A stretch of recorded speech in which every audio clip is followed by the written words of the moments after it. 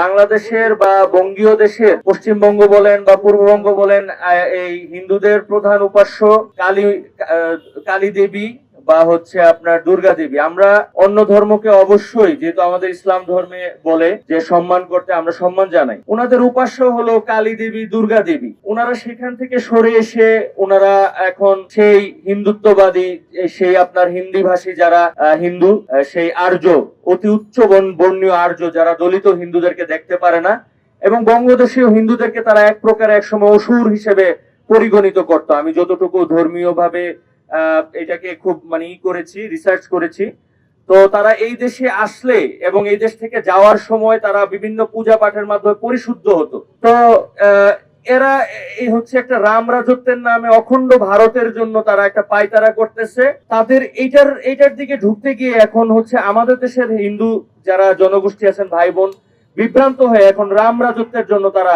রাম বড় মূর্তি নির্মাণ।